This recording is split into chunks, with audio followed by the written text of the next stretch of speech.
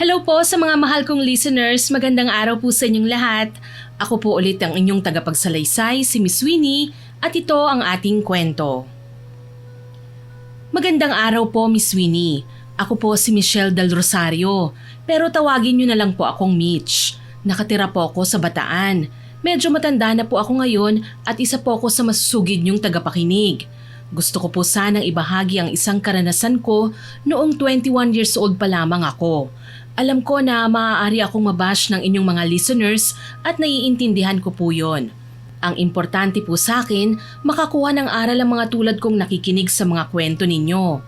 Bilang isang yaya sa isang napakayamang pamilya sa aming lugar, aaminin ko pong isa akong alembong o kung tawagin malandi, kerengkeng at papansin sa mga kalalakihan. Likas na po yun sa aking pagkatao, kaya marami pong kababaihan ang galit sa akin. Dahil karamihan sa mga lalaki sa aming lugar, mabilis akong napapansin. At isa na po roon ang magkapatid na amo kong sina Christian at Teddy. Pero bago po ang lahat, ikukwento ko po muna kung ano ang naging ugat ng pangungulam at pagpaparusa sa akin ng taong merong galit sa akin. Nung araw na yon, unang pasok ko pa lamang bilang isang yaya, nakilala ko kagad ang mga gwapong anak na lalaki ni Madam Carmen. Ma, hindi mo naman sinabi na may bago kang kasambahay ah. Hindi siya kasambahay dito sa bahay. Yaya siya ni Isabel. Ang ganda. Ay nako, wag mo na siyang pansinin iha ha. Michelle. Michelle ang pangalan mo, tama ba? Opo, madam. Tawagin niyo na lang po akong Mitch for short. Ganyan ka ba talaga manamit? Ay, opo, madam. Okay, sinabi na ba sa'yo ni Berta kung anong trabaho mo rito? Opo. O sige, bukas ka na mag-uumpisa at ang sahod mo kada buwan 5,000 at may isang araw kang day off kada linggo. Okay na ba yun sa'yo ha? Opo, okay na okay po yun sa akin. Tamang-tama po, mahilig po ako sa mga bata eh. O sige, nasabi na rin naman siguro ni Berta kung anong pinakaayaw ko, hindi ba? Sana lang hindi ka kagaya ng iba. Huwag po kayong mag-alala, Madam Carmen. Hindi ako katulad ng iniisip nyo. Pagbubutihin ko po ang pag-aalaga sa anak nyo. Hindi ko siya anak, apo ko siya. O siya, sige, pumunta ka na sa magiging kwarto mo. Tumalikod na si Madam Carmen. Sexy at maganda pa rin siya kahit may edad na. Hindi mo yun mapaghahalataan sa kanya. Pumunta na ako sa magiging kwarto ko. Natuwa ako dahil malaki at malawak yun. Hindi ko akalain na ganun kaganda ang mansyon ni Madam Carmen. Inayos ko na ang mga gamit ko sa cabinet na naroon at pagkatapos nagpalit ako ng damit. Pagkatapos nag-makeup.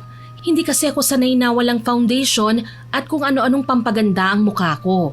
Natuwa ako sa kinalabasan ng itsura ko bago ako lumabas. Pumunta ako sa kwarto ng alaga kong bata. Nang makalapit ako, akma ko nang bubuksan ng pinto nang bigla akong makarinig ng boses ng mga lalaki. Nagdadalawang isip pa akong pumasok dahil nahihiya ako. Pero sa huli, pumasok na rin ako para ibigay ang gatas ng alaga ko. Pagpasok ko, tumahimik sila. Nakatingin lang sila sa akin at halata sa kanilang muka ang gulat. Ako naman, gusto ko sanang magtititili dahil gwapo sila at hindi ko maiwasang maakit sa kanila. Hello po, ibibigay ko lang po ito sa alaga ko. Sige, pasok ka. Kanina ka pa hinihintay ng pamangkin ko eh. Talaga? Pasensya na po Kinausap kasi ako ni Madam Carmen eh. Ganun ba? Siya nga pala. Ako si Teddy. Siya naman si Christian, tatay ni Isabel.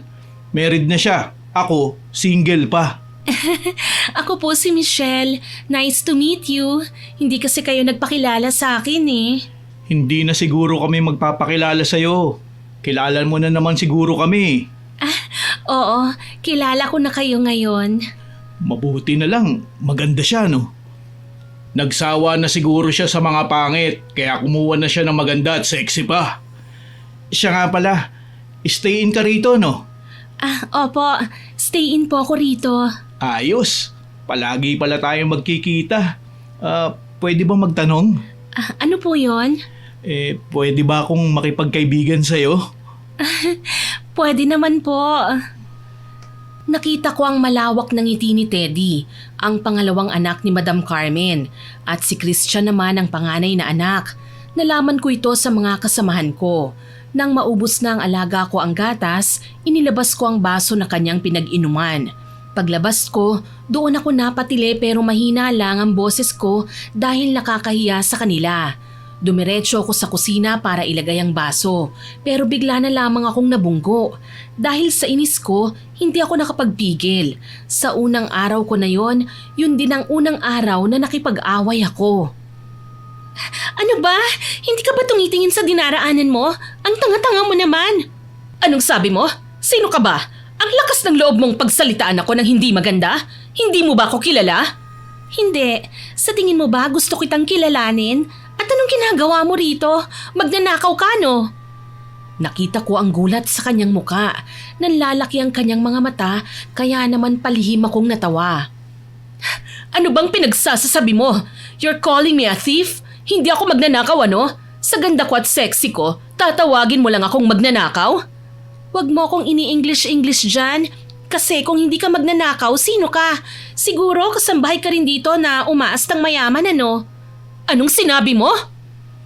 Nagulat ako nang bigla na lamang niyang hablutin ang mahaba kong buhok. Galit na galit siya sa akin, kaya hinablot ko rin ang kanyang buhok. Hindi ako nagpatalo, kaya nagsabunutan kaming dalawa. Nagsilabasan ng mga kasambahay at nanood sila sa pag-aaway namin. Maya-maya, nakita kami ni Teddy at ni Christian, kaya nagmamadali silang tumakbo para awatin kami. Akala mo ba magpapatalo ako sa'yo?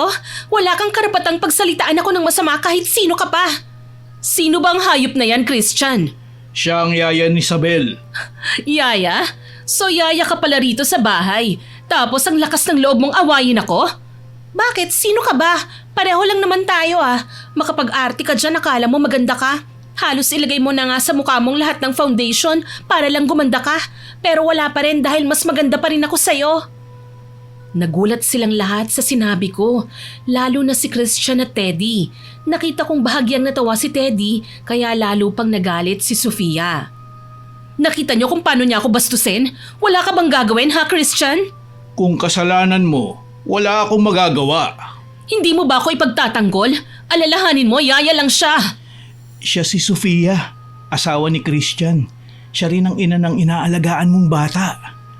Bulong niya sa akin, kaya bigla akong kinabahan. Hindi ko akalain na amo ko pala siya. Para makalusot, nagpanggap na lang ako na binibiro ko lang siya. Dapat tanggalin ang babaeng yan. Uy, teka lang. Naku, hindi ka naman mabiro. Siyempre, kilala ko kayo. Ang galing kong umarte, hindi ba? Grabe, ang husay ko talagang umarte. Hindi ako makapaniwala na nadala ko kayo sa arte ko. So, biro lang yun sa'yo? Sa tingin mo ba natutuwa ako? Sorry naman, tao lang, palabiro. Tsaka nagulat talaga ako dahil napakagaling nyo ring umarte. Nadala kayo sa galing ko, no? Kaya akala nyo nagmamataas ako at mayabang. Akala ko, totoo na eh. Pasensya na po. Sinubukan ko lang talaga. Hindi ko akalain na madadala ka. Pagkatapos, umarte pa ako at pinalakpakan siya. Nakita kong napabuntong hininga si Christian habang si Teddy naman natatawa lang.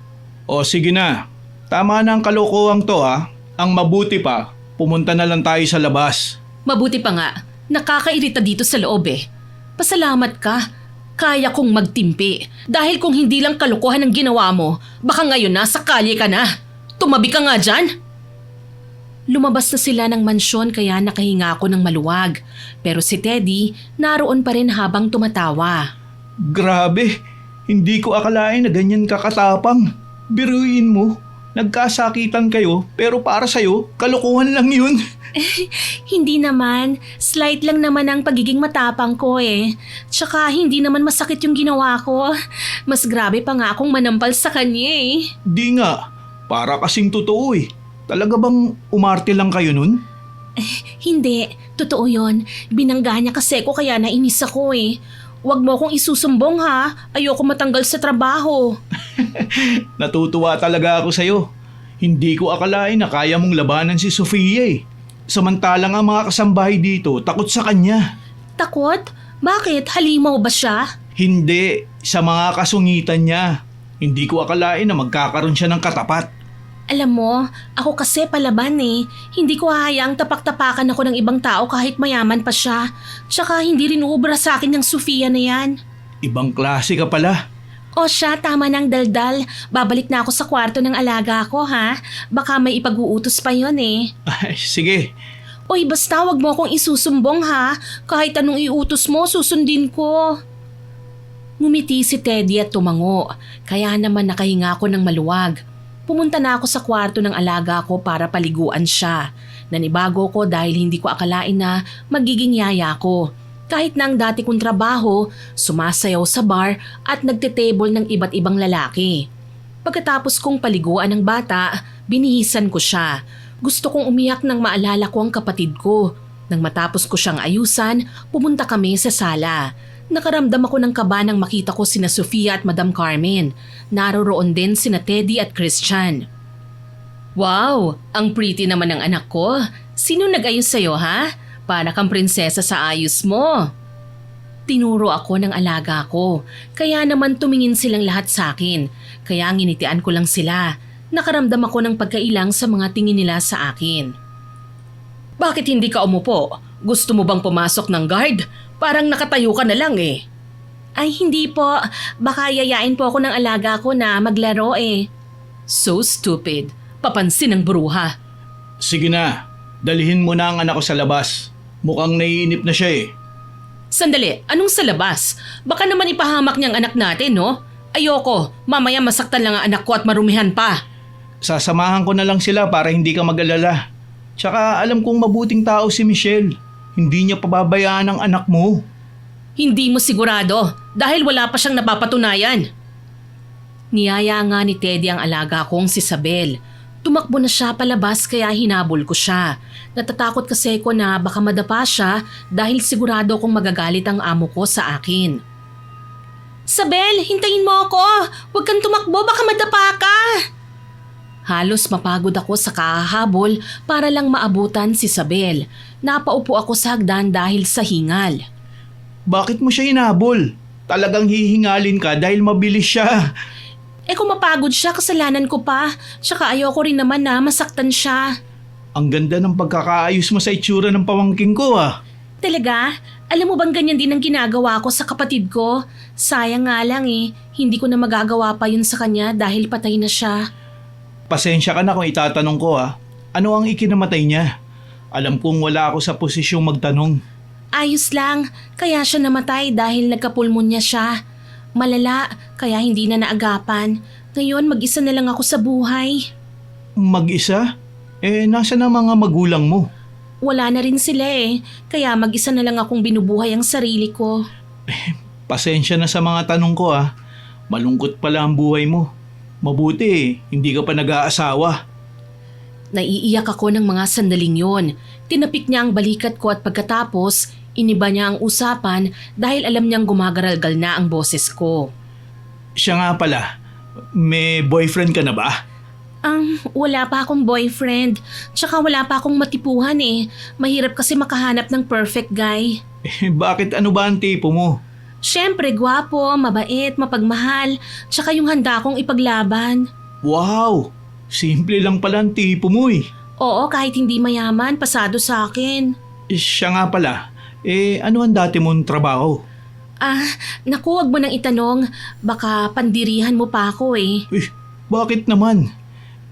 Sige, hindi na kita pipilitin na sabihin kung anong dati mong trabaho.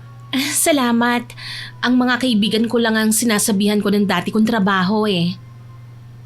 Tumango na lang si Teddy. Hindi ko akalain na may kagaya pa niya na makikipag-usap sa akin kahit na alam kong anak siya ni Madam Carmen. Pinagmasdan na lang namin ang pamangkin niya. Habang nagkukwentuhan kami nang biglang dumating si Christian, napansin kong sumulyap siya sa akin bago siya tumingin kay Teddy. Pinapatawag ka na ni Mama. May mahalaga siyang sasabihin sa atin. O paano? Mauna na ako ha. Ikaw na munang bahala sa pamangkin ko. Pakialagaan mo na lang siya ng mabuti dahil war freak ang nanay niyan. Tumango na lang ako at napangisi. Pagkaalis niya, nilapitan ko si Isabel. Tinanong ko siya kung gusto niya bang may kalaro at nang sinabi niyang oo, ngumiti ako. Gusto mo bang maglaro tayo ha, Isabel? Tuwang-tuwa siya nang sabihin ko yon. Pagkatapos, nakipaglaro nga ako sa kanya. Naalala ko ang kapatid ko kay Isabel, kaya panandalian kong nakalimutang alaga ko siya. Sobrang saya ko, Miss Winnie, dahil sobrang saya din niya. Siguro wala siyang nakakalaro kaya ganun na lang siya kasabik. Habang naglalaro kaming dalawa, hindi ko alintana na pinapanood na pala kami ng mga amo ko. Kaya nang napansin ko sila, huminto ako dahil nakaramdam ako ng hiya. Oh, bakit ka huminto? Sige, makipaglaro ka lang sa apo ko. Tama na ma, pinagpapawisan na si Isabel. Sige na, ipasok mo na siya at paliguan. Agad akong sumunod. Pinapasok ko na nga sa loob si Isabel at pinaliguan ko na rin dahil yun ang utos ni Sofia. Gusto mo ba pagkatapos kitang paliguan, kakain ka muna, tapos babasahan kita ng libro? Gusto mo ba yon ha? Gusto mo basahan ka ng book ni Yaya ha? Nakita ko ang malawak ng ngiti ni Isabel. Pagkatapos nga niyang maligo, pinakain ko na siya. Itinuro naman sa akin ni Madam Carmen kung ano ang ayaw at gusto ng bata. Pagkatapos niyang kumain, pumunta na nga kami sa kwarto niya at sinimulan ko na siyang basahan ng libro. Maya-maya lang, nakatulog na siya, kaya naman sinimulan ko na ring ligpitin ang mga laruan na nakakalat. Nang makaramdam ako ng alinsangan, bahagya akong binuksan ang botones ng suot kong blusa. Nang makaramdam ako ng kaginhawahan, ipinagpatuloy ko na ang pagliligpit. Maya-maya pa, bumukas ang pinto at pumasok si Teddy. Wow! Napatulog mo na ang pamangkin ko ha? Siyempre naman, patutulugin ko siya. Napagod yan sa kalalaro eh. Bakit, hindi ba siya natutulog? Hindi siya mabilis matulog eh. Tsaka ngayon lang namin siya nakitang nakikipaglaro sa yaya niya. Madalas, nagwawala siya sa mga nagiging yaya niya. Pero ikaw, iba ka sa kanila ha? Ha? Anong ibig mong sabihin na iba ako sa kanila? Bakit, pangit ba ako? Maganda ka sa kanila. Tsaka hindi ko alam kung anong pagkakaiba mo bukod sa kanila. Basta pakiramdam lang namin may kakaiba sa'yo. At kaya nga ako pumasok dito para magtanong sa'yo eh. Siguro, salbahe yung mga nagiging yaya niya, kaya siguro siya nagwawala. Hindi niyo ba siya tinatanong o inoobserbahan? Hindi eh. Busy kaming lahat sa trabaho. Pero sa'yo, mukhang magaan ang loob niya. Ako kasi mahilig talaga ako sa mga bata eh. Alam mo ba na kapag may nakikita akong mga bata sa kalye, gusto ko silang ampunin? Ang kaso wala akong kakayahang pag-aralin sila eh. Lalo na nung may sakit ang kapatid ko. Habang nagkukwentuhan kami, inilagay ko na sa isang lagayan ng mga laruan at pagkatapos binuhat ko ito. Nakalimutan ko palang nakabukas ang 2 botones ng suot kong blusa. Kaya nang humarap ako sa kanya, nakita ko ang pamumula niya at pagiging tahimik na para bang naiilang siya sa akin. Kaya naman napakunot ang noo ko sa inasta niya. Oh, napano ka? May dumibang mukha ko? Bakit parang natulala ka dyan? Ay, wala naman. Kasi yung Mas lalo akong napakunot nang hindi niya alam ang sasabihin. Maya-maya pa, dahan-dahan niyang inangat ang kanyang braso at nanginginig na itinuro ang damit ko. Kaya bahagya akong natawa. Ay, sorry. Na-offend ka ba? Nainitan kasi ako kaya ganito ang ayos ko eh. Pasensya na dahil hindi talaga ako sanay na kinukulob ko ang sarili ko. Pwede mo bang isarado yan? Hindi kasi magandang tignan eh. Ayoko naman na isipin mong binabastos kita. Kaya pasensya ka na ha. Bakla ka ba? Okay lang yan. Ayaw mo ba? Ang ganda nga ng view mo eh, hindi ba? Oh, hindi ah. Hindi ako bakla. Sige, lalabas muna ako. Ang init talaga rito. Natawa ko nang nagmamadali siyang lumabas. Hindi ko malaman kung bakla siya o naaakit lang sa alindog ko. Nang matapos akong maglinis, lumabas ako para pumunta sa kusina at uminom ng tubig. Sakto naman na naroon sina Madam Carmen at ang mag-asawa. Napansin kong napatigil sila sa kanilang pagkain, lalo na si Christian na nakatuon lang ng titig sa akin. Kaya naman nakaramdam ako ng pagkailang. Kumuha na ako ng tubig at uminom. Pagkatapos, pumunta na ako sa kwarto ko para maligo dahil nakakaramdam na ako ng lagkit sa aking katawan.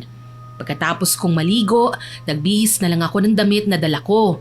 Namili ako, pero wala akong makita kundi ang maiksing shorts at manipis na damit. Isinuot ko yun at nag-ayos ng aking sarili. Pagkatapos lumabas na ako. Sakto namang wala sila sa kusina. Napansin ko rin ang masasamang tingin sa akin ng mga katulong kaya naman tinarayan ko sila, maliban kay Aling Berta.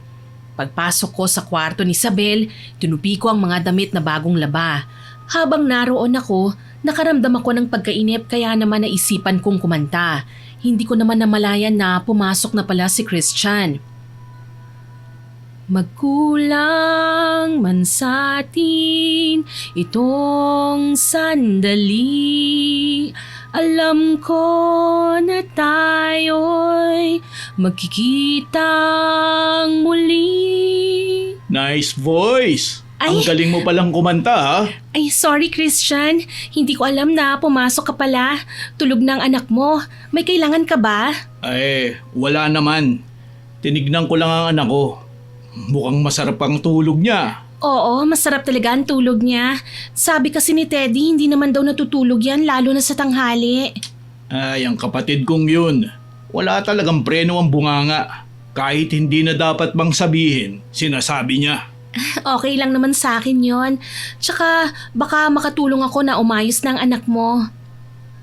Habang kinakausap niya ako, napansin kong napapalunok siya at pinagmamasdan niya ako mula ulo hanggang paa.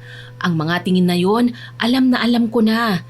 Kaya naman nakaisip ako ng kalokohan. Ginamitan ko siya ng pang-aakit na ginagawa ko sa mga nagiging customer ko noon. Gusto kong malaman kung mahuhulog ba siya o hindi. Alam mo, ang ganda ng anak mo. Sa bagay, ang gwapo ng tatay kaya hindi ka takatakang may pinagmanahan. Palabiro ka pala ha? Ay hindi mukha ba akong nagbibiro? Alam mo bang hindi halatang may anak ka na? Akala ko nga single ka pa sayang. Anong ibig mong sabihin? Anong sayang? Saan ka manghihinayang? Wala yon. Siguro ang daming nagkakandarapang babae sa'yo, no? Siguro lahat sila gustong magkaroon ng anak sa'yo. Talagang palabiro ka nga. Mukhang hindi ko kakayanin ang pagiging pilya mo. Dahil sa sinabi niya, mas lalo ko siyang inakit. Binaba ko ng konti ang damit ko, kaya naman nakita niya ang cleavage ko. Nakita kong pinagpapawisan na siya at napapalunok, kaya naman palihim akong natatawa. Oh, anong nangyayari sa'yo? Bakit parang namumutla ka? May sakit ka ba ha? Wala. Ang init kasi rito Mainit? Hindi kaya ang lamig dito alam ko na. Siguro naiinitan ka sa nakikita mo, no? Dahil sa sinabi ko, nagmamadali siyang lumabas. Kaya naman naiiling na lang ako. Dahil pakiramdam ko, nahuhumaling na siya sa alindog ko. Minsan talaga umaandar ang pagkapilya ko. Akala mo bibigay ka rin sa akin. Nang mangyari yon, palagi na lang niya akong iniiwasan. Sa tuwing papasok siya sa kwarto ni Isabel na naroon ako, hindi siya tumutuloy. Madalas ko rin silang naririnig na magtalo ni Sofia, kaya mas lalo akong napag-iinitan ng babaeng yon. Yaya, bakit ganyan ang itsura ng anak ko? Wala ka talagang kwentang katulong? Leche ka? Wala naman akong nakikitang dumi Ang linis kaya ng anak mo. Bulag ka ba? O sadyang tanga ka lang? Hindi mo ba nakikita yan Ayan Oo na. Sorry naman kung hindi ko kagad nakita. Hindi naman ako perpekto para hindi magkamali hayaan mo, lilinisin ko na lang ulit si Isabel. Pero sana wag ka nang mag-iskandalo Baka marinig pa tayo ni Madam Carmen Pagkasabi ko noon, niyaya ko na nga si Isabel na magpalit ng kanyang damit. Pagkatapos, muli kaming lumabas para bumalik sa kanyang ina. Okay na ba sa'yo yan? Maayos, malinis at elegante na ulit tignan? Imbis na sumagot, inisnaban lang ako ni Sofia. Inis niyang pinasakay ng kotse si Isabel kaya nakaramdam ako ng inis sa kanya. Nang makaalis sila, siya namang paglabas ni Christian. Pagpasensya mo na lang ang asawa ko Selosa kasi yun Natawa na lang ako. Hindi na ako nagtagal doon dahil baka makita kami ng mga kasama namin sa bahay at maging issue pa yon. Nagpatuloy ang pagiging mataray niya sa akin pero ang lahat ng yon tinitimpi ko na lamang. Isang umaga noon wala si Isabel dahil sinama siya ni Madam Carmen na mamasyal. Kaya naman naglinis na lang ako ng kwarto niya. Habang abala ko, biglang pumasok si Sofia. Hindi ko na siya pinansin dahil ang akala ko, sisilipin niya lang kung maayos bang kwarto ng kanyang anak. Pero mali ako, Miss Winnie. Habang may ginagawa ko, nagtanong siya ng mga tanong na naririnig ko sa ibang mga asawa ng mga naging lalaki ko. Pwede ba kitang tanungin? Oo naman, ano ba yon? Sana yung itatanong mo, hindi dudugo ang ilong ko ha? Alam mo ba kung ano ang nangyayari sa asawa ko? Hindi. Bakit? May nangyayari ba? Kilala ko kasi ang asawa ko eh. Kapag may ginagawang kababalaghan, sigurado kung may babae siya. Teka, bakit mo ba tinatanong sa akin yan? Ano namang kinalaman ko dyan? Hindi ako manghuhula ha, para tanungin mo ako ng ganyan. Teka, bakit ganyan ang suot mo? Para kang hostess. Hindi barang mansyon na ito. Kaya wag mong dalhin ang cheap mong pananamit dito. Hala siya, grabe ka naman sa akin. Bagay kaya, ang sabi ng asawa mo maganda raw. Ay, sorry, nasabi ko. Nakita ko ang galit sa kanyang muka. Sinabi ko lang yon para mainis siya. At tama nga ako. Kuhang-kuha ko ang inis niya. Halos mamula siya sa galit ng mga sandaling yon. Anong sinabi mo? Ulitin mo nga ang sinabi mo. Ah, may sinabi ba ako? Uy, grabe ka. Libre lang ang cotton buds ha. Bumili ka, linisin mo yung tenga mo. Alam mo ikaw, kung umasta ka rito, akala mo kung sino ka. Alamin mo ang lugar mo sa bahay na ito. Alam ko naman ang lugar ko sa bahay na ito eh. Eh ikaw ba? Alam mo ba kung anong lugar mo rito? Oo, alam ko ang lugar ko sa bahay na ito. Huwag mong kalilimutan na ako ang asawa ni Christian. Huwag na huwag mo akong kakalabanin dahil hindi mo magugustuhan ang kaya kong gawin. Alam ko na yan, narinig ko na yan dati. Kung iisipin, nakakatakot naman talaga ang pagbabanta mo eh. Pero ako, hindi ako matatakot. Tsaka tama ka, asawa ka nga ni Christian. Pero hindi ikaw ang nagmamay-ari ng mansyon na ito. At si Madam Carmen ang kumuha sa akin at nagpapasweldo. Ang tapang mo rin ah. Sino ka ba rito? Isa ka lang naman yayang malandi. Ikaw ba? Ano ka ba rito? Mabuti pa nga ako nagtatrabaho para makakain at magkapera eh. Eh ikaw, ang pagkakaalam ko wala kang trabaho dahil binubuhay kayo ni Madam Carmen. Kaya wag kang umastang mataas dahil pareho lang naman tayong mahirap. Ang pinagkaiba lang natin, ikaw nakapangasawa ka ng may magulang na mayaman. Dahil sa sinabi ko, bigla niya akong sinampal. Hindi ako nakapagpigil at nag-init ang ulo ko kaya nagawa ko siyang gantihan. Ang kapal ng pagmumukha mong pagsalitaan ako ng ganyan? Hayop kang malandi ka? Halata naman sa mukha mo na inaakit mo ang asawa ko. Tigilan mo nga ako. Huwag mo akong pinagbibintangan. Kung may problema kayong mag-asawa, huwag niyo akong idamay. Nananahimik ako at nagtatrabaho ng maayos dito. Tapos pagbibintangan mo lang ako. Sa sobrang gigil ko, bigla ko siyang sinuntok. Napahawak siya sa kanyang tiyan at nabitiwan niya ang buhok ko. Namilipit siya sa sakit kaya nilapitan ko siya at pinagsasampal ng kaliwat kanan. Maya-maya pa, biglang bumukas ang pinto at hinila ako ni Teddy palayo kay Sofia. Ano nangyari rito? Bakit kayo nag-aaway? Bakit hindi mo tanungin yung asawa ng kapatid mo? Puro ako na lang ang nakikita ng buwisit na yan. Anong ako? Ikaw ang nag-umpisa ng lahat ng ito. Oh, teka, sandali lang. Pwede bang isa-isa lang? Ano ba talaga ang pinag-awayan nyo? Pinagbibintangan lang naman ako ng hayop na yan na nilalandi ko raw si Christian. Alam mo naman na palagi lang ako nasa tabi ni Isabel at hindi ko rin nga nakakausap yung asawa niya eh. Sofia naman, lagi mo na lang inaaway mga nagiging yaya ni Isabel eh. Kaya ang iba, ginagantihan ng bata dahil sa kamalditahan mo. Pwede ba, Teddy? Alamin mo muna kung anong kinakagalit ko bago mo kampihan ng babaeng yan. Eh ano ba? Kapag nalaman ulit to ni Mama, siguradong magagalit siya sa'yo. Ilang beses ka na niyang binalaan sa mga pinapakita mo sa nagiging yaya ng anak mo. Talaga bang kakampihan mo ang malanding yan, ha? O baka pati ikaw, naakit na rin niya? Bakit hindi? Alam mo bang siya ang totoong may malasakit sa anak mo? Tsaka, wala siyang ginagawang masama. Kung may kalokohan man niyang asawa mo, huwag mo sa kanya ibunton. Sa inis ni Sofia, padabog siyang lumabas ng kwarto ni Isabel. Nang makaalis na siya, humarap sa akin si Teddy. Ayos ka lang ba? Mukhang ang lungkot mo ah. Dahil ba yan sa pagbibintang sa'yo ng hipag ko? Oo, pero ayos lang ako. Hindi ko alam kung bakit palagi na lang akong pinagbibintangan ng iba. Wala naman akong ginagawa. Pagpasensya mo na si Sofia ha. May pagka-war freak kasi yun eh. Kaya hindi ako magtataka kung bakit nagsasawa na sa kanya si Christian. Hayaan mo na. Pagpasensyahan mo na rin ako kung inaway ko siya ha. Ayoko lang talaga yung sinasaktan na tinatapakan ng pagkatao ko eh. Ang mabuti pa, samahan mo na lang ako para mawala yung galit mo. Tama-tama, wala pa naman sila mama rito eh. Saan? Naku, wag na. Baka magalit si Madam Carmen kapag naabutan niyang wala ako rito eh. Tsaka natatakot ako na baka pag-isipan nila tayo ng masama. Hindi yan. Tsaka wala naman sila rito ni Christian. Para na rin hindi ka pag-initan ni Sofia. Baka mamaya hindi ka niya tigilan eh. Oo, sige. Pero kapag nagtanong si Madam Carmen, ikaw ang bahala sa akin ha. Baka mamaya magalit yun tapos tanggalin ako sa trabaho ko rito. Oo naman. Ako ang bahala sa'yo.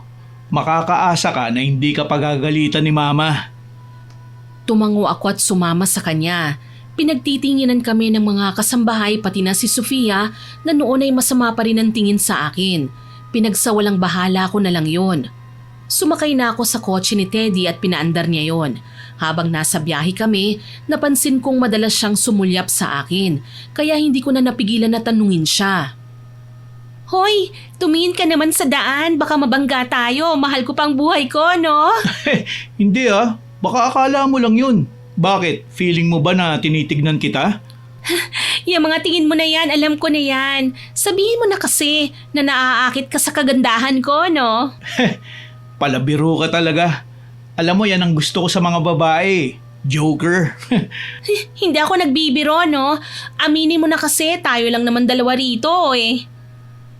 Nakita kong namula siya at natahimik. Siguro hindi niya lang inakala na alam kong naaakit nga siya sa akin. Hindi na siya nagsalita hanggang sa makarating kami sa isang coffee shop. Anong ginagawa natin dito? Baka mamaya pag-isipan tayo ng hindi maganda na mga makakakita sa atin yan. Huwag ka nang magtanong. Bumaba ka na lang at sumama sa akin. Tsaka, isipin nila ang gusto nilang isipin sa atin. Walang masama ron, no? Natatawa na lang ako dahil kahit naiilang siya, nagagawa pa rin niya akong kausapin. Pagpasok pa lang namin, pinagtitinginan na kagad kami ng mga naroon. Pinagsawalang bahala na lang namin yon at umupo kami sa bakanting upuan. Nagpaalam siya na o-order lang ng kape at ilang minuto lang na iserve na kagad yon. Oh, bakit meron ako? Hindi naman ako nagpa-order sa'yo ha. Magkano ba yan? Baka naman mamahalin yan, wala akong pambayad. Huwag kang mag-alala. Hindi naman kita sisingilin dyan eh. Isipin mo na lang, libre ko yan sa'yo dahil sa mabuting pag-aalaga mo sa pamangking ko. Ganun lang. Naku, salamat ha. Alam mo bang, hindi ako nagpupunta sa ganitong lugar dahil alam kong hindi sapat ang pera ko para bumili ng mga ganyan. Habang nagkukwentuhan kami, napansin ko ang isang pamilyar na lalaki na nakaupo sa likuran namin. Kanina pa siya nakatingin sa akin, kaya kinabahan ako. Isa siya sa mga naging customer ko na patay sa akin. Maya-maya, tumayo siya kaya nakaramdam ako ng takot na baka guluhin niya ako sa harapan mismo ni Teddy. At hindi nga ako nagkamali, Miss Winnie. Lumapit siya sa amin at nagsalita ng hindi maganda tungkol sa akin. Pwede ba tigilan mo na ako? Hindi kita kilala, kaya wag mo kaming guluhin. Baka maling babae lang ang hinahanap mo. Natawa siya, Miss Winnie, at bigla niyang hinablot ang braso ko.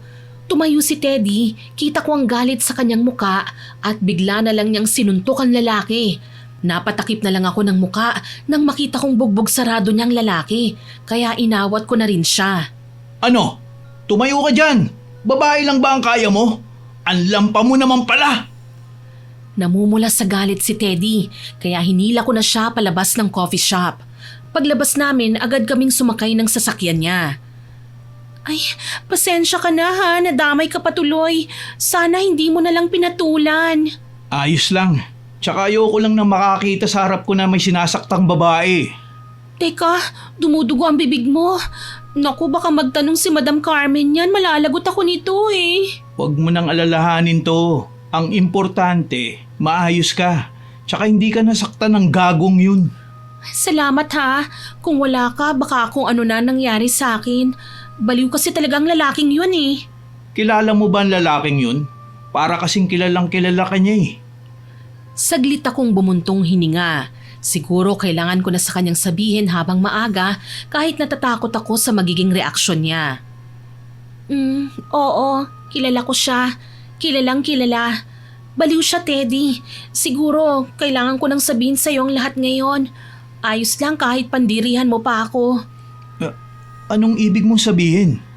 Bago pa man ako makapasok sa inyo, may trabaho ako. Pero hindi malinis eh. Dati akong pokpok, Teddy. Kaya ako pumasok sa maruming trabahong yon para maipagamot ko ang kapatid ko at maibigay ang lahat ng pangangailangan niya. At yung lalaking yon, isa siya sa mga naging customer ko.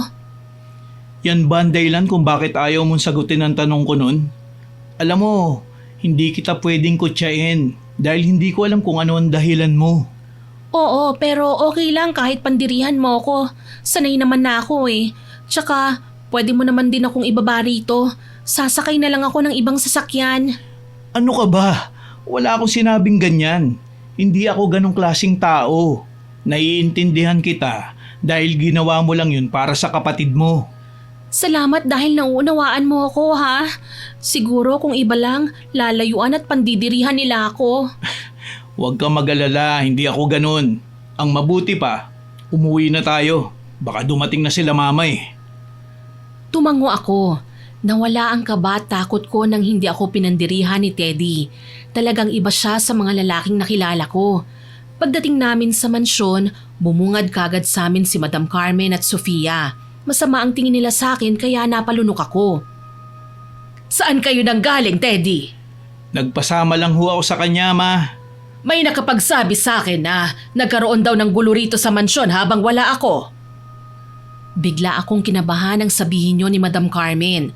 Natatakot ako na baka tanggalan niya ako ng trabaho dahil sa nangyari. Oo, ma. Bakit hindi niyo tanungin si Sofia? Sinabi na nga niya sa akin ang dahilan. Kaya raw niya sinaktan ang babaeng yan dahil nalaman niyang may namamagitan kay Christian at sa kanya. Ma, wag ho kayong masyadong magpaniwala kay Sofia. Ilang beses na ba niyang sinabi yun? Kaya nga palaging sinasaktan ng mga naging yaya si Isabel dahil pinag-iinitan niya. Mabuti pa tong si Michelle eh. Ni minsan hindi niya nagawang saktan ng bata. Totoo ba yon, Sofia? Nakita kong namutla si Sofia nang tanungin siya ni Madam Carmen. Hindi niya alam ang isasagot kaya tinaasan siya ng kilay ni Madam Carmen. Bakit hindi ka makasagot, Sofia? Totoo ba na ikaw ang nagpasimuno ng gulo? Sorry ma, pero tamang hinala ko na siya ang kinalolokohan ng asawa ko. Tulad ng sinabi ko sa'yo, wala akong alam sa sinasabi mo at hindi ko nakakausap ang asawa mo. Nandito lang naman ako para magtrabaho, hindi para lumandi. Ay sige na, tama na yan. Ang mabuti pa puntahan mo na lang si Isabel. Kanina ka pa niya hinahanap. Tumango ako at nagmamadaling pumunta sa kwarto ni Isabel. Pagpasok ko, napansin kong nakahiga siya kaya inakala kong tulog na. Lalabas na sana ako nang bigla siyang bumangon at magsalita. Tuwang-tuwa siya nang makita ko. Ang sabi ni Madam, hinahanap mo raw ako ha, alaga ko? Tumango siya, Miss Winnie. Bilang bata, mausisa siyang nagtanong kung saan ako nagpunta. Kaya naman sinabi ko na lang sa kanya na lumabas ako saglit para magpahangin para matigil na rin ang pangungulit ng alaga ko. Pagkatapos, tinuro niya sa akin ang libro kaya kinuha ko yun at binasa. Nang makatulog na siya, inayos ko siya at kinumutan. Pagkatapos lumabas ako, pumunta muna ako sa kwarto ko para kumuha ng isusuot kong damit. Nang makakuha na nga ako, lalabas na sana ako nang bigla namang bumukas ang pinto. Nagulat ako dahil nasa harapan ko si Christian. Isinara niya ang pinto at unti-unting lumapit sa akin. Ha? Anong ginagawa mo rito? Takang tanong ko pero hindi siya sumagot. Bigla na lamang niyang hinablot ang braso ko at hinalikan ako. Nanlaki ang mga mata ko sa ginawa niya. Mabuti na lang at agad ko siyang naitulak. Ano bang ginagawa mo? Bakit mo ako ninanakawan ng halik? Baliw ka ba? Baka makita tayo rito ng asawa mo. Hindi mo alam kung anong naging epekto sa akin ang ginawa mo. Masyado kong nadala sa alindog mo kaya masisisi mo ba ako kung nahumaling ako sa'yo? Ano ka ba naman? Gusto mo bang makita tayo rito? Takot akong mawalan ng trabaho. Pero kung yan talaga ang gusto mo, pagbibigyan kita. Sige, pwede naman kitang bigyan ng pera eh. O kaya, babayaran kita basta mapasakin ka lang. Kahit magkano pa ang hingin mo, ibibigay ko. Saglit akong natigilan sa sinabi niya. Ramdam kong desidido siya kaya pinag-isipan ko kung papayag ba ako o hindi. Sige, pag-iisipan ko. Pero sa ngayon, gawin mo kung anong gusto mong gawin sa akin.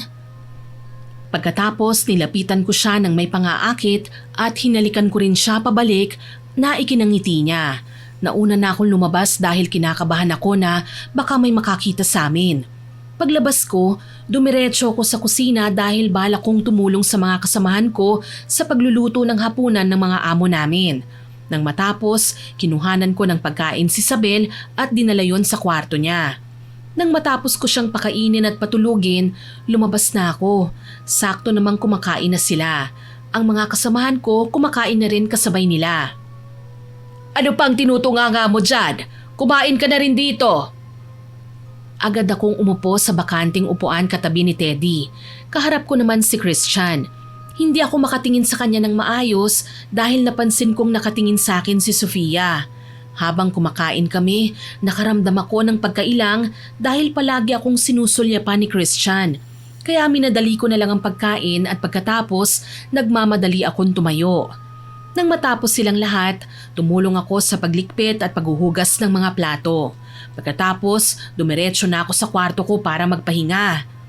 Ilang araw ang lumipas, palagi akong palihim na pinupuntahan ni Christian. Aaminin kong nadadala ako sa kanya kaya sa hindi inaasahang pangyayari, kahit anong pigil ko, huli na nang meron nang nangyari sa aming dalawa nang minsang lasing siyang pumasok sa kwarto ko. Kaya siya nakapasok dahil may duplicate siya na susi. Dahil doon, nakaramdam kami ng takot. Kaya naman mas naging maingat kaming dalawa para hindi kami mahuli ng kahit sino sa loob ng mansyon, lalo na si Madam Carmen at ni Sofia. Kapag kaming dalawa lang, binibigyan niya ako ng kung ano-anong alahas at mamahaling gamit at maging pera. Naku, ano ito? Hindi ko kayang tanggapin ito, Christian. Siguro, ibigay mo na lang yan sa asawa mo. Hindi mo ba nagustuhan? Nagustuhan ko ang kaso, natatakot lang ako na kapag nakita nila yan sa akin, tiyak na magtataka sila at iisipin pa nila na magnanakaw ako. Sige, siguro pera na lang ang lagi kong ibibigay sa'yo. Ayos ba sa'yo? Tama ka naman, baka magtaka sila kung kanino to galing. Tumango na lang ako dahil pera na yon at talagang kailangan na kailangan ko para mabayaran ang natitirang utang ko.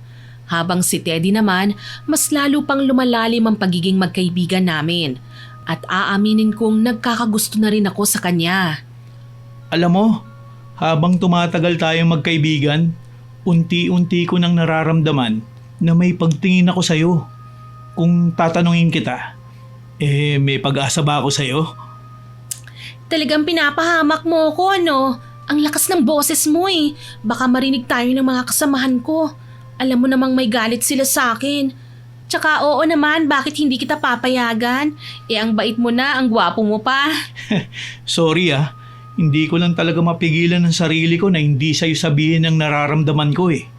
Baka kasi maunahan pa ako ng iba eh. Pero alam mo, may mas deserving na babae para sa'yo.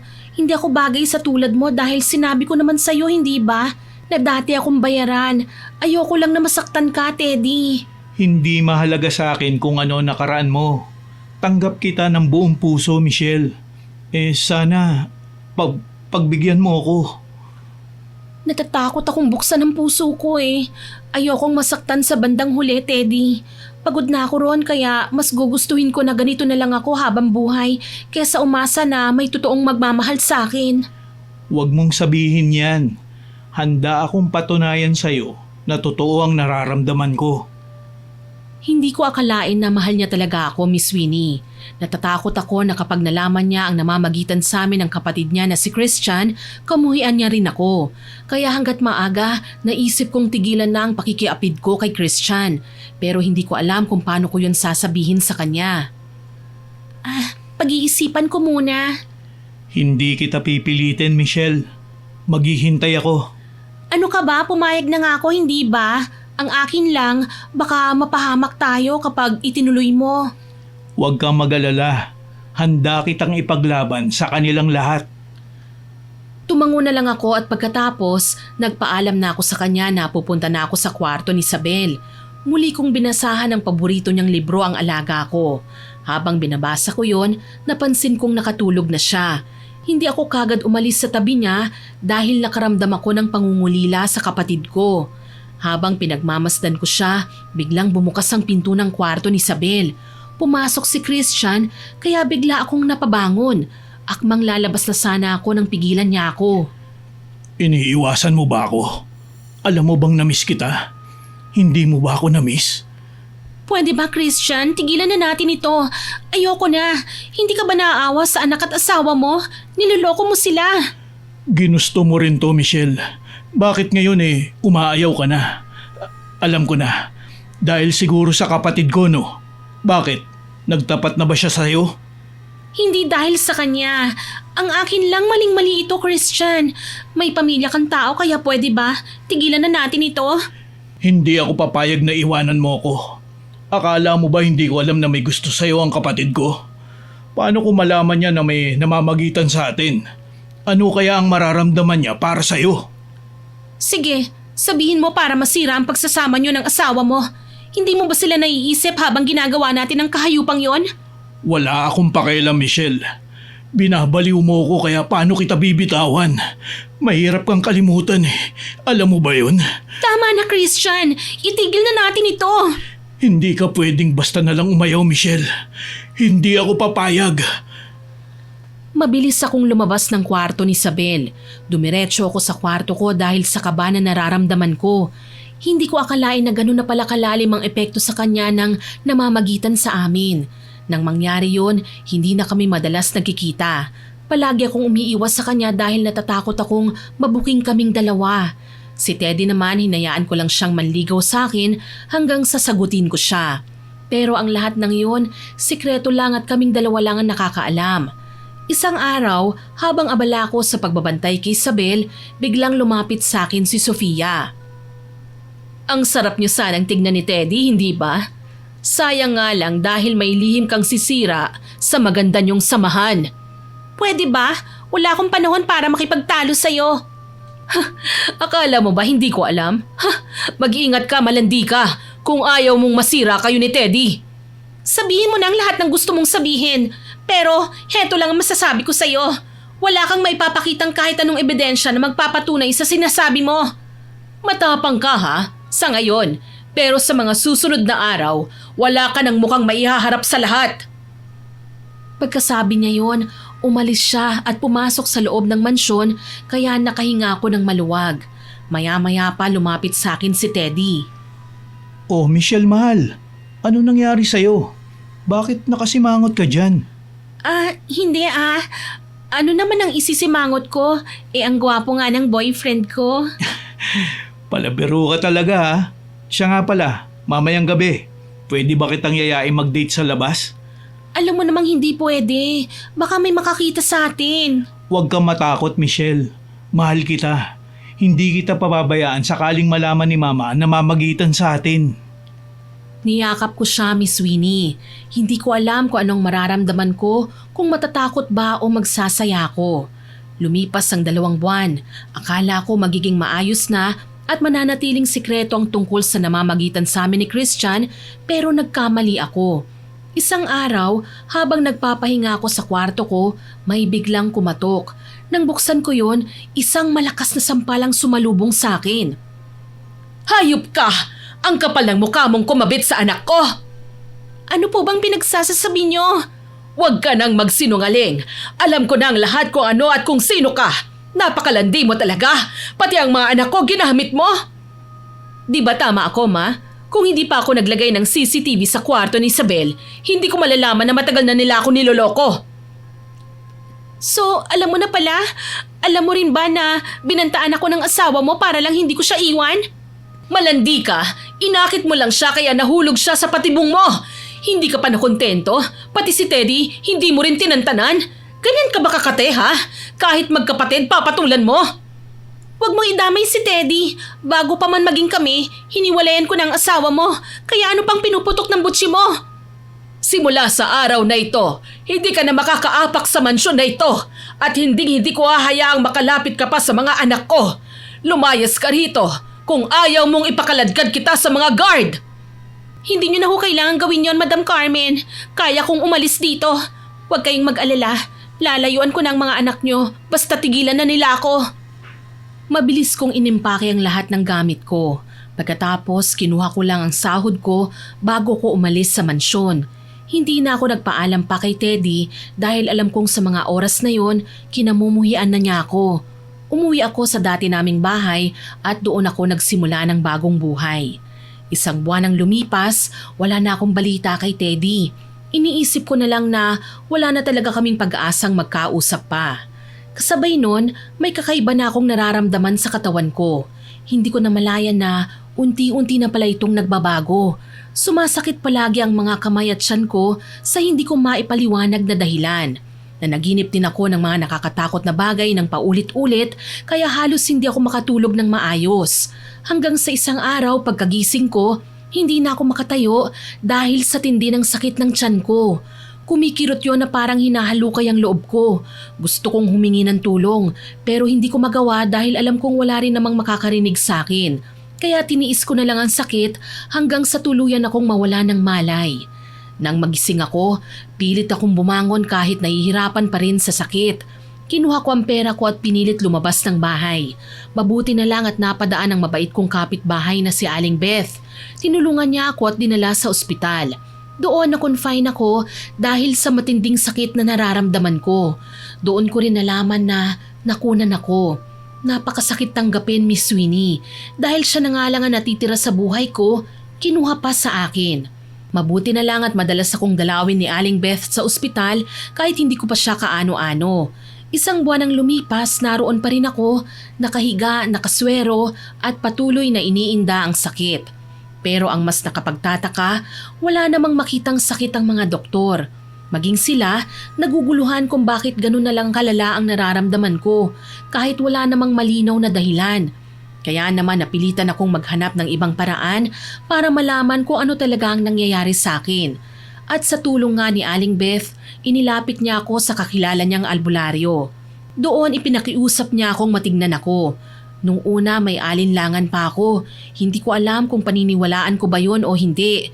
Pero nang tignan ako ng albularyo, bigla niyang sinabi na may nanalbahi daw sa akin.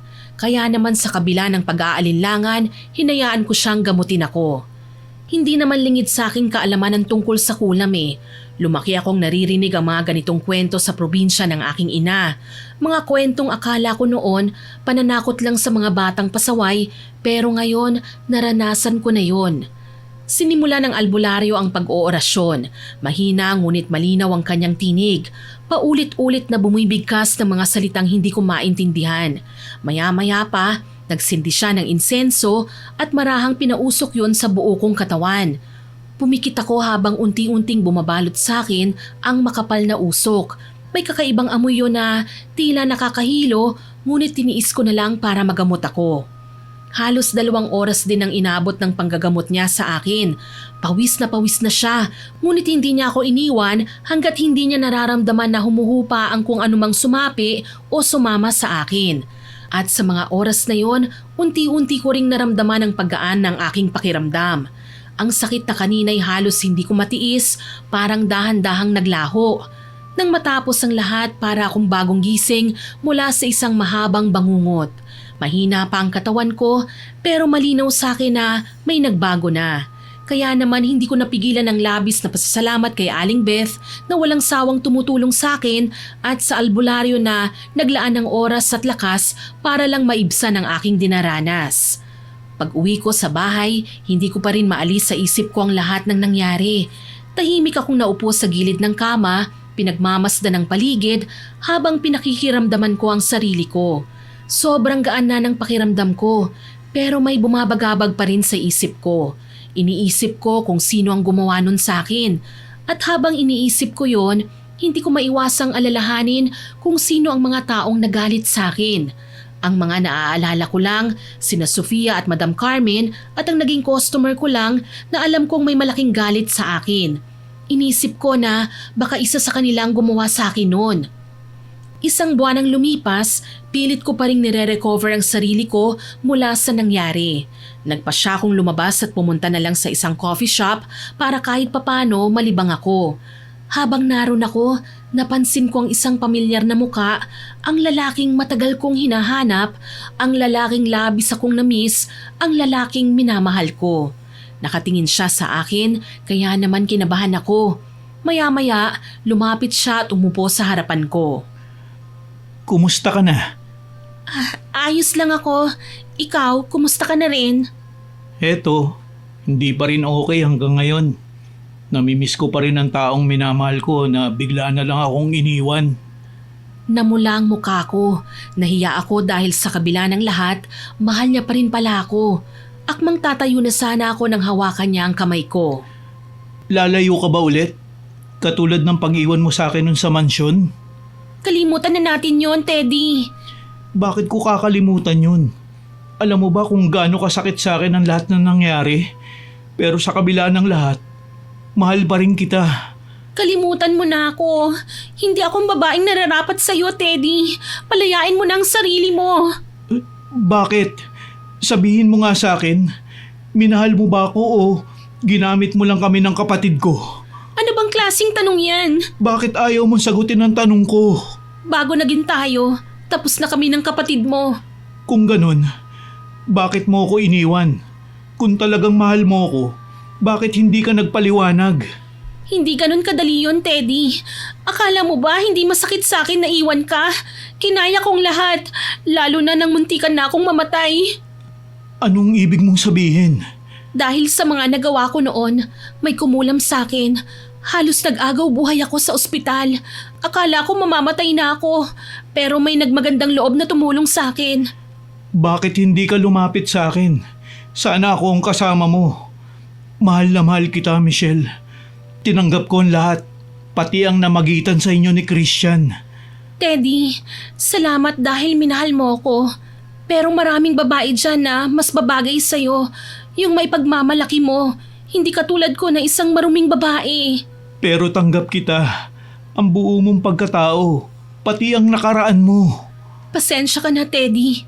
Ayokong saktan ka. Mahal na mahal din kita. Pero marami nang nangyari eh.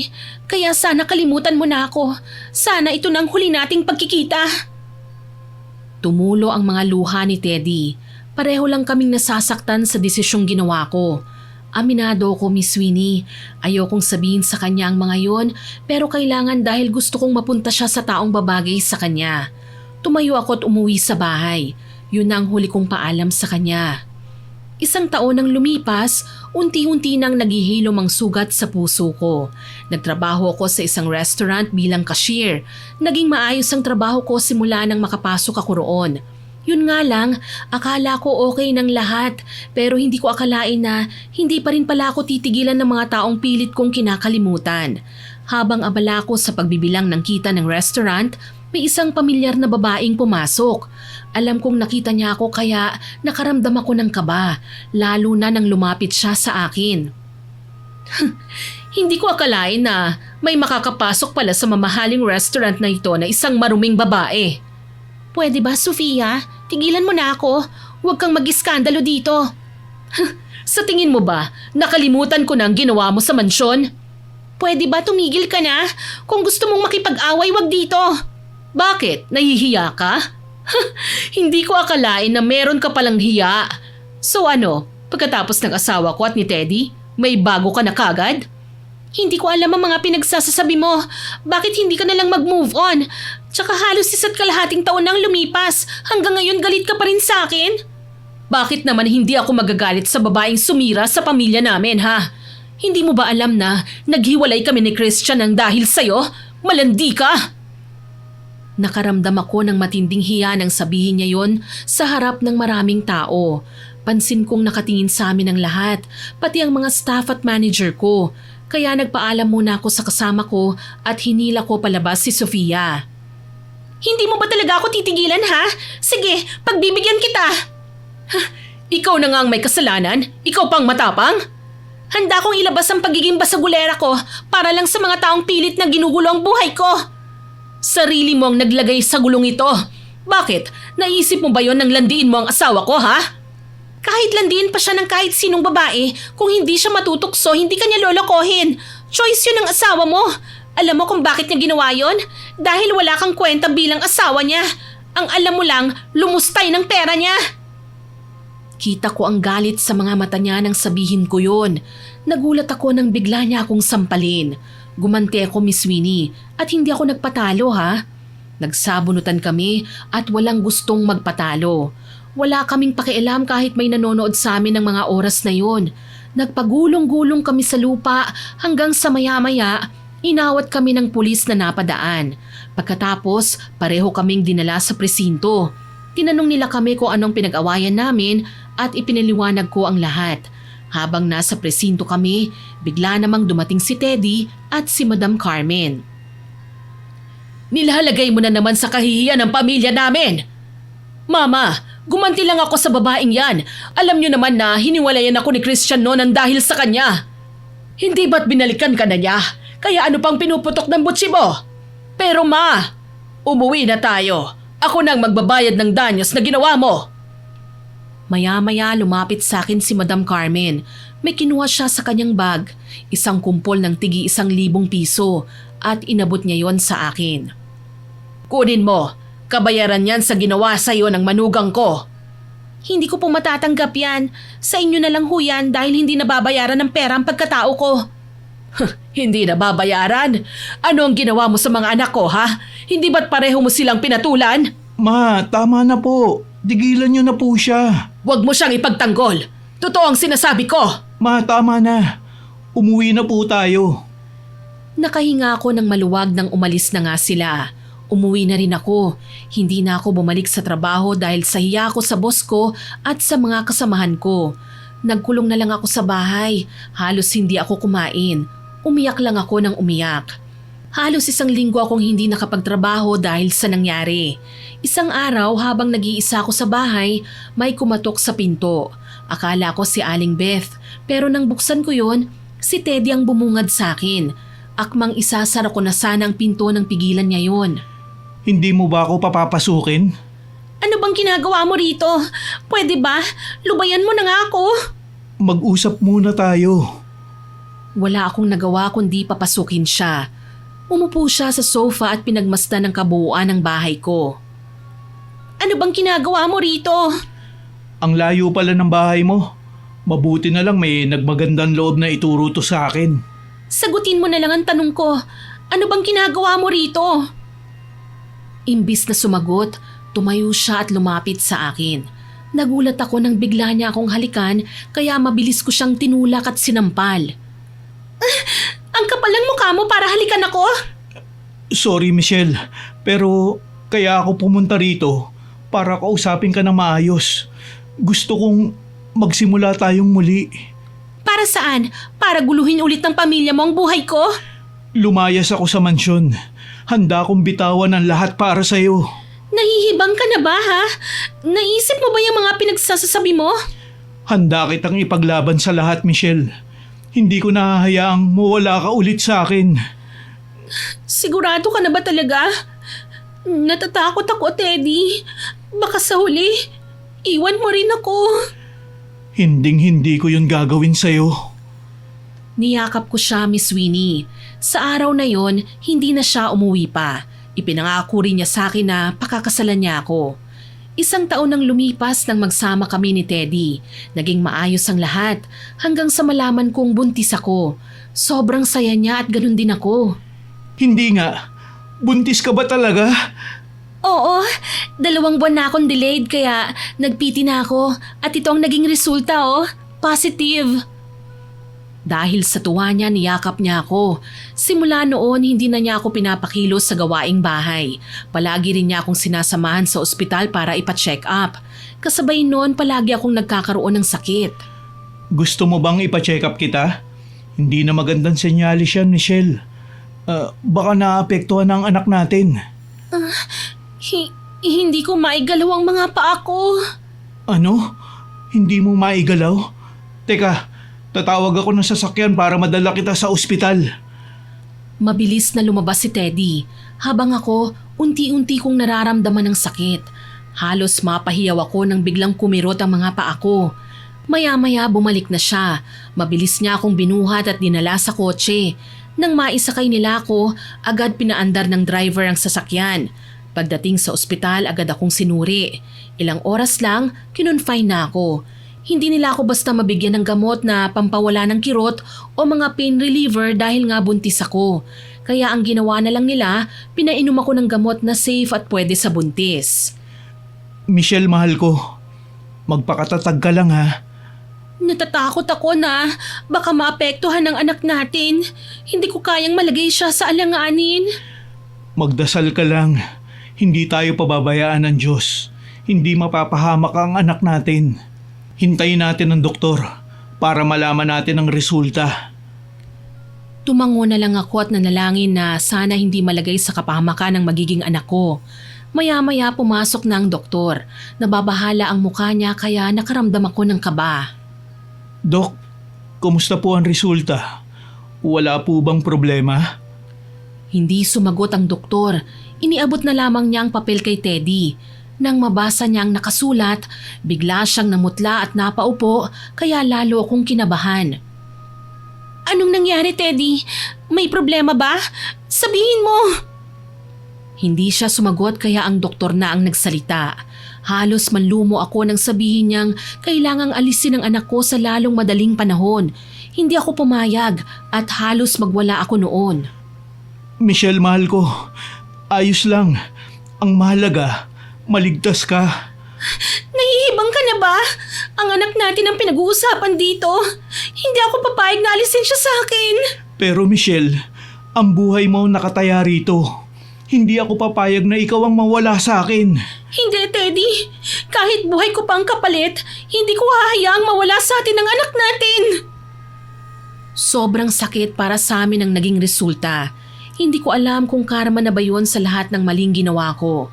Habang lumilipas ang mga araw, lalo akong nangihina at halos namimilipit sa sakit. Awang-awa na sa akin si Teddy pero wala siyang magawa dahil ayokong isuko ang anak namin. Nalaman na rin ito ni Aling Beth. Maging siya, naawa na rin sa kalagayan ko. Isang araw nang magising ako, nakita kong naroon si Madam Carmen. Nakatingin siya sa akin. Hindi galit kundi awa ang makikita sa mukha niya. Madam Carmen, ano pong ginagawa niyo rito? Nandito siya para tulungan tayo.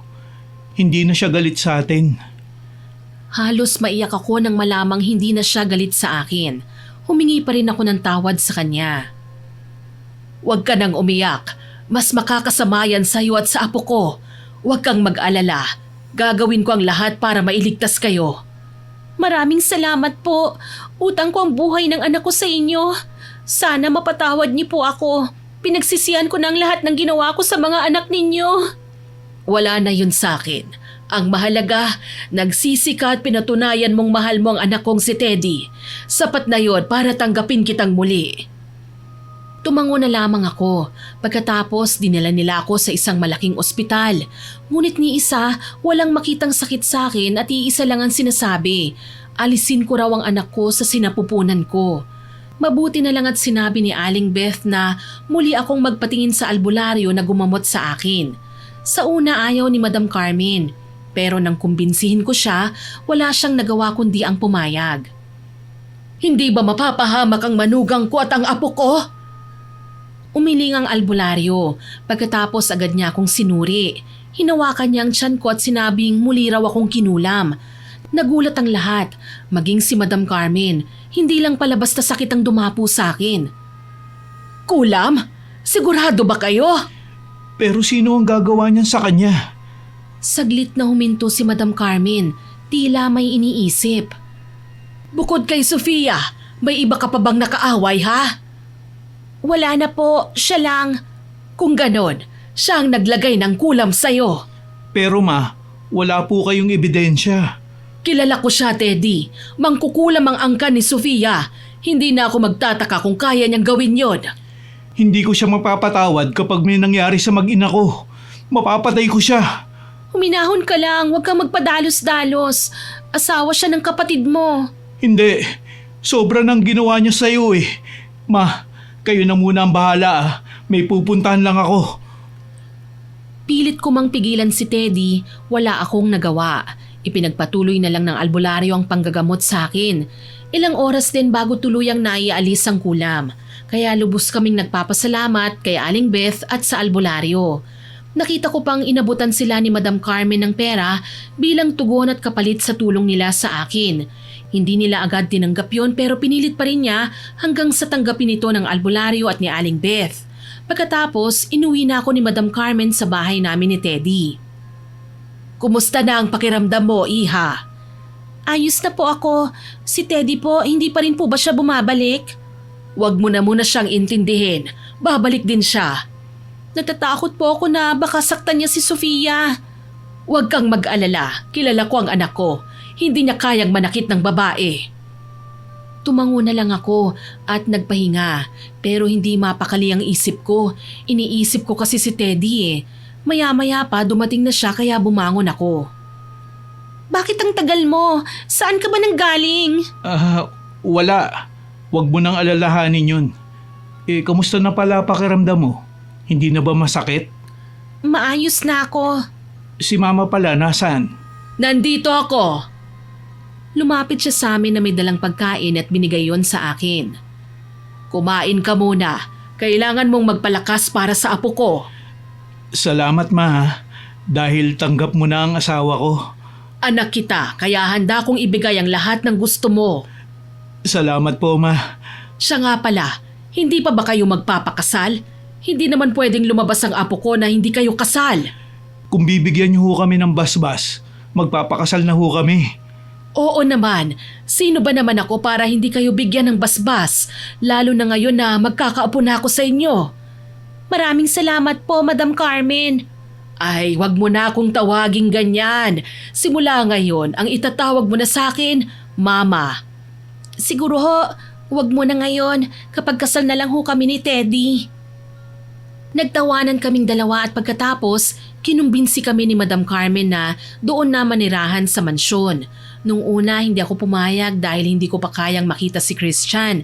Pero nang pumunta ito sa bahay namin, doon niya ako kinausap. Kumusta ka na? Magkakaanak na pala kayo ng kapatid ko ah. Oo, kumusta ka na rin pala? Maayos na ba kayo ng asawa mo? Wala na kami. Simula nang malaman ko na kinulam ka niya. Sana mapatawad mo ko sa lahat ng ginawa ko sa'yo ah. Ano ka ba? Wala na sa akin yon. Ang importante, nagkapatawaran na tayo. So, pinapatawad mo na ba ako? Oo naman. Ako nga ang dapat na humingi ng tawad sa iyo eh. Ang laki ng kasalanang ginawa ko. Huwag mong sisihin ang sarili mo. Ang totoo, minahal kita at minamahal pa rin kita. Alam mo naman siguro na kami na ng kapatid mo at magkakaanak na rin kami at malapit na kaming ikasal. Oo, alam ko naman yun eh. Huwag kang mag-alala. Hindi kita aagawin sa kanya. Masaya lang ako dahil sa kanya ka napunta. Sobrang mahal ka niya, lalo na nang umalis ka rito sa mansyon. Siya nga pala. Nasaan ang anak mo? Si Isabel ba? Kasama siya ni Mama. Siguradong matutuwa yun kapag nakita ka niya. Si Sofia, nasa na siya? Umalis siya. Umuwi siya sa probinsya nila. Wala na ba talaga kayong pag-asa na magkabalikan? Hindi ko alam. Siguro tadhana lang ang makapagsasabi kung kami nga talaga. Ngumiti ako at tinapik siya sa balikat. Pagkatapos pinuntahan ko na si Madam Carmen at si Isabel. Tuwang-tuwa ang bata nang muli akong makita. Niyakap ko siya at binigyan ng candy na pasalubong ko sa kanya. Ngumiti naman si Madam Carmen at niyakap ako. Si Teddy at Christian naman nakapag-usap na rin at nagkapatawaran na sa isa't isa. Sana mapatawad mo ako, bro. Masyado ko lang talagang minahal ang asawa mo, kaya hindi ko napigilan ang sarili ko. Okay lang yun, kuya. Alam ko naman na nauna ka sa akin eh. Pero huwag ka mag-alala. Mamahalin ko siya ng buong puso. Aasahan ko yan ah. Sana mapatawad mo rin ang asawa ko sa ginawa niya. Huwag ka mag-alala, kuya. Mapapatawad ko rin siya. Hindi man ngayon pero darating din yun. O paano bro? Ikaw na muna ang bahala sa anak ko ha. Iiwan ko muna kayo rito dahil susunduin ko ang asawa ko. Kahit papano, namiss ko pala siya at ayoko palang makita si Isabel na walang inang mag-aalaga sa kanya. Ito na siguro ang pagkakataon para muling ayusin ang pagsasama namin. Kailangan ko rin bumawi sa kanya. Tumango si Teddy at tinapik siya sa balikat. Nang araw ding yon, nagpaalam siya kay Isabel at maging sa amin. Pagkatapos, umalis na rin siya. Masaya ako dahil muli na niyang bubuuin ang nasira nilang samahan. 7 buwan ang lumipas, nailabas ko na nga ang malusog na anak namin ni Teddy. Sobrang saya namin, lalo na si Madam Carmen nang makita niya ang kanyang apo. Hindi nga pala natuloy ang kasal namin nung buntis ako dahil naging masela ng pagbubuntis ko. Nang makarecover ako, doon pa nga lang kami kinasal. Mabuti na lang nakahabol sina Sofia at Christian. Congrats bro! Kasal na pala kayo ni Michelle. Salamat kuya. Masaya kaming nakaabot kayo. Habang nag-uusap sila, lumapit naman sa akin si Sofia. Naiiyak siya at humingi ng tawad sa akin. Ang laki ng kasalanan ko sa iyo, Michelle. Patawarin mo ako sa nagawa ko sa iyo. Pinagsisihan ko ng lahat. Wala na sa akin yon. Matagal na kitang pinatawad. Sana mapatawad mo rin ako dahil sa akin nasira ang pagsasama niyo ng asawa mo. Ayos lang. Napatawad na rin kita. O paano, magsimula tayo ulit ha? Hindi lang bilang isang pamilya kundi bilang matalik na magkaibigan. Oo naman, bakit hindi? Isa pa in-laws na rin tayo. Siya nga pala, kailan kayo ulit magkakababy? Hindi na muna siguro. Naku, maganda nga kapag nagkaroon ng kapatid si Isabel eh. May iba tayo. Masaya ako na nagkabati nga pala kayo ni Christian. Sana tuloy-tuloy na ang pagbabago niya at maging maayos palagi ang pagsasama niyo. Sana nga, Michelle. Sana nga. Niyakap ako ni Sofia. Sobrang saya ko dahil ang dati kong kaaway, ngayon maayos na kami. 2 taon nang lumipas, naging masaya ang pamilya namin.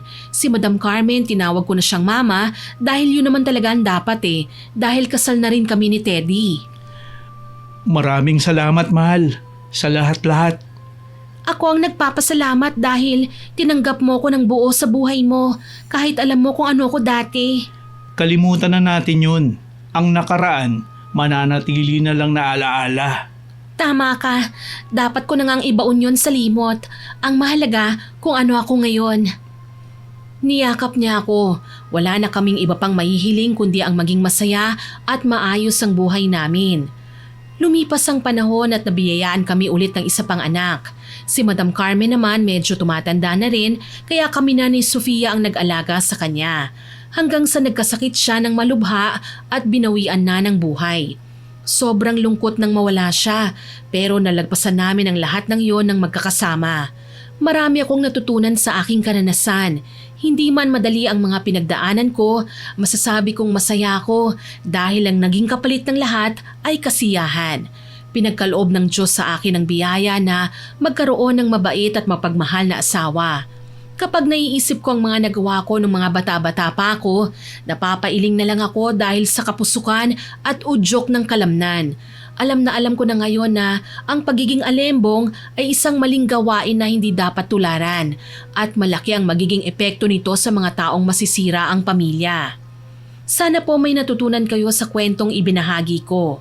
Muli, maraming salamat po sa inyong lahat, lalo na po sa inyo Miss Winnie na nagbahagi ng kwento ko. Nagmamahal, Michelle. Sana po nagustuhan niyo ang aking ibinahaging kwento. Maraming salamat po sa inyong lahat na nakinig ng kwento natin ngayon ha. Abangan niyo pa po sana mga susunod kong upload ha. At huwag kalilimutang mag-subscribe, like, share and comment sa mga stories natin. Para po mabilis niyong makita kung may bago tayong upload, pindutin niyo lang po ang notification bell para lagi kayong updated. Aasahan ko pa rin po ang inyong suporta ha.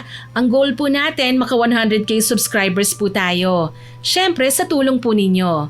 Muli ako po si Miss Winnie at kasama ko pa rin po si Sir John. Hello po sa inyo. Na nagsasabing maraming salamat po sa inyong walang sawang pakikinig at pagsuporta. God bless po sa ating lahat.